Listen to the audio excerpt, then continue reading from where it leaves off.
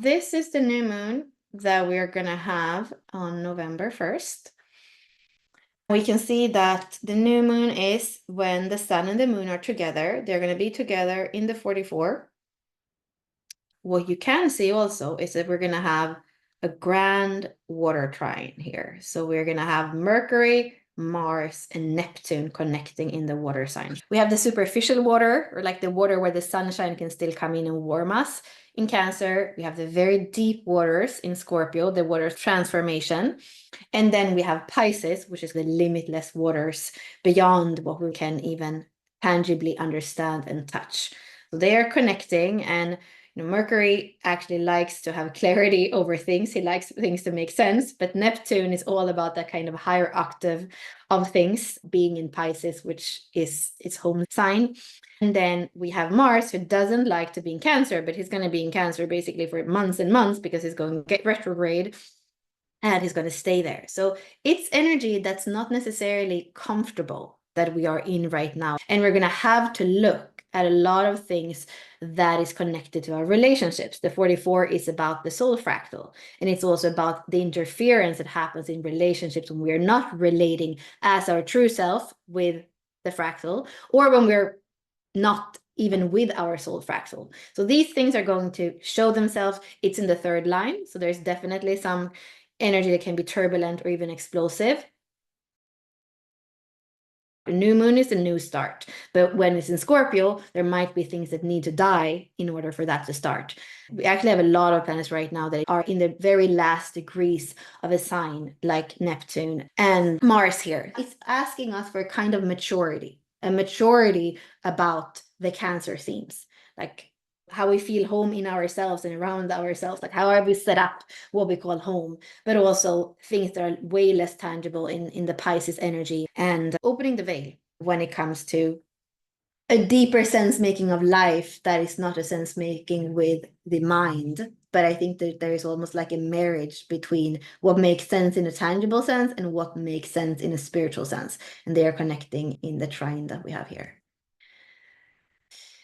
So that's the energy of the week. And what we're doing next week, there are 2 different free things. So on the 4th of November, me and Alison are going to do a free call about the Dancing in the Abyss immersion. This is underworld stuff. So this is perfect for Scorpio. Medusa, Inanna, and Persephone all have to do with having to face the dark, being in the underworld, whether they decided to be there by themselves like Inanna, or Persephone was just taken there, but all of them were finding their power when they were accepting or realizing both the light and the dark in themselves and the world. So this is, of course, about wholeness, but we're also going to include a little bit more like ritual and breath work and this kind of things, rather than just learn about it. And the way that you work with them in human design is that you're going to look at your asteroids. So all of us are going to have Medusa somewhere in our chart, we're going to have Inanna somewhere in our chart, and Persephone. So looking at in your human design, what are the gates that are activated by those asteroids? That's how you make it personal. It's free to come in and get more information. And the whole entire thing is only $97. We even have a code right now so that it's $18 off. And then there is also this free series that we're doing with Rob starting on the Wednesday of next week for 3 days. We're doing it a little bit late in the afternoon. It's going to be 4 p.m. for us here on the East Coast. So we are going to introduce you to the whole star codon world. It was funny, I was posting about it and somebody was like, is that a typo? Is it supposed to say start codon? No, it's actually supposed to say star codon. It's really cool. It's a completely new way of looking at the gates and a completely new way of actually matching them with each other. It's of course based on the chemical makeup of them with amino acids, but it's just so cool to see new pairs being formed and actually seeing them as lovers kind of thing, seeing why are these 2 gates together and starting to unwind that. And some of them are similar as the codon rings, and some of them are not. They are different pairs that are together. One pair that I can tell you about is the 57 and the 18. That is the star codon of sovereignty. And I think that's super powerful. I have the 57 several times. Ashley has that too, and she also has the 18. And when I go into the essence of the combination of the 18 and the 57, I'm like, it's so true. There is so much of what we are about that has to do with that combination, those two keys together. And like that with all the 64. There's so many realizations to have.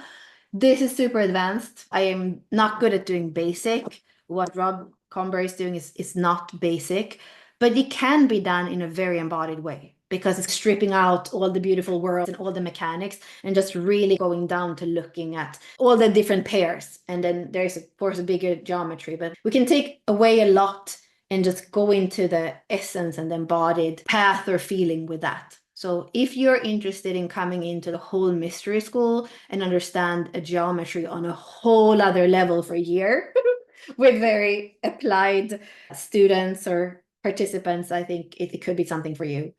I'm so looking forward to it. There has not been anything in my life since I found Gene Keys and Human Design over a decade ago that has touched me that deeply and that I spent that much time on without having to spend any time on it, like just choosing to be with it. Very powerful. And it doesn't discredit in any kind of way human design, Gene Keys, or astrology. It's actually what I would say the next octave of the awareness that we are able to hold. And I think that it doesn't make Ra or Rahu wrong in any way. Ra spoke about human design is the science of evolution. So I'm sure that he would have brought more in now because we would have been ready for more and he would have received more. So it's just the same transmission as we all are tuned into if we're here today, and there are new bits and pieces of seeing the whole geometry that any of us can receive if we're open. And that's why I feel like those calls as well, like why are we continuing to do these calls every single Tuesday, year after year? Yeah, there's always more to hold, more awareness to bring.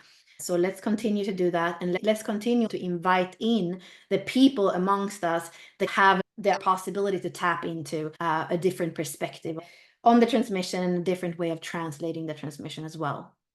That's important to me. Not making people wrong, but to welcome it. And then we all have, I think, together the discernment of, is this helpful or not? I was speaking with Alex over voice message the other day, and he has done the shadow keys. And some of you have seen that I've been posting about the shadow keys, and it goes into the shadow of the gene keys, and it's like exploring them and also connecting them to the Enneagram. And when I started to see him do that last year, I was like, oh, this is really cool. It's another perspective.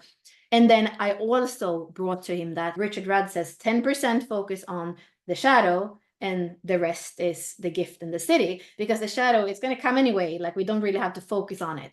But then there might be those of us that is, no, but I really feel that my resonance is with the shadow. Yeah, okay, good. But is that, and then in the big field of it, should we all do that or not? And I think together we can have the discernment.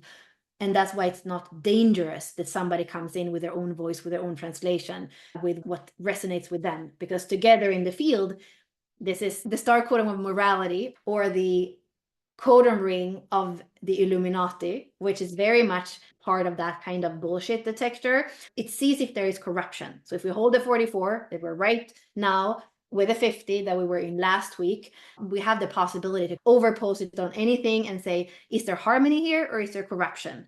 Is this creating interference in the field, or is this creating a way that we can work in a geometry that has more synergy? And that's what we, in the star codon, we're calling morality. So there is a morality of the collective, of the field as well, that as we are filtering things through, we can feel into, is this true or not? Or is this true for me? Does this resonate?